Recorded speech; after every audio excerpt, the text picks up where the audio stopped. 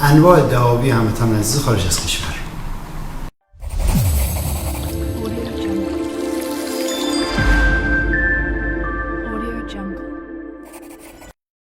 درود بر شما.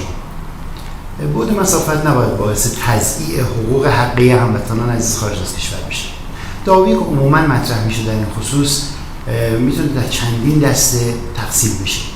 دسته اول دعاوی ملکی است. قبل از اینکه ورود بکنیم به دعاوی ملکی، خود دعاوی ملکی شامل 3 دسته عمده هستند.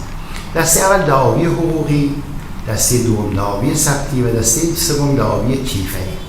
در خصوص دعاوی حقوقی شما میتونید هر نوع خرید و فروش، بیع، اجاره و اینها رو در نظر بگیرید که جزء دسته اول میشن، با این توضیح که الزام به تنظیم سند، اخذ به شفعه، امور مربوط به موقوفات عام و خاص و از این قبیل میتونه جزء دسته اول و گروه اول قرار بگیره. در خصوص دعاوی که ثبتی مطرح میشن، شما میتونید در واقع انواع توقف عملیات اجرایی، افراز، تفکیک و از این دسته موارد رو تو گروه ثبتی قرار بدید. و انواع دعاوی کیفری هم میتونه شامل خیانت در امانت، جعل اسناد، فروش مال غیر و از این قبیل باشه.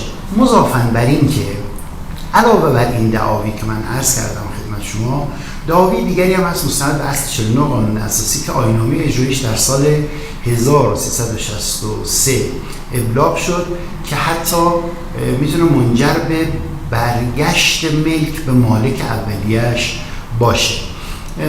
در کل بس دسته‌بندی دیگری که ما میتونیم مطرح بکنیم در خصوص دعاوی هموطنان عزیز خارج از کشور، دعاوی است توی محاکم بر علیه اونها یا به نفع اونها، به قول حقوقی له یا علیه اونها مطرح میشه که این دعاوی هم شامل خیلی از دعاوی میتونه باشه که طبعا دعاوی است حقوقی و یا کیفری.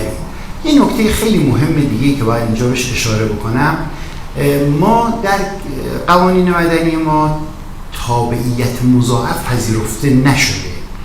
طبعا تمام مواردی که مربوط به احوال شخصیه هست. یعنی چی؟ یعنی از زمان لحظه تولد تا لحظه مرگ میتونه شامل تولد باشه، ازدواج باشه و خیلی از موارد دیگه.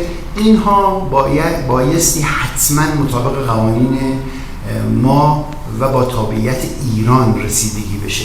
این هم میتونه از دعاوی باشه که هموطنان ما مبتلا بهش هستن و بعضا درگیری‌هایی رو براشون فراهم میکنه. تمام این مواردی رو که عرض کردم فقط دسته‌بندی بود تا بدونید که درگیری‌هایی که ممکنه برای شما وجود بیاد در خصوص دور بودن از وطن، این درگیری‌ها همه اینها قابل پیش بینی هست و قابل این هست که شما بتونید مانع بشید از اینکه در این دعاوی علیه شما احکامی صادر بشه.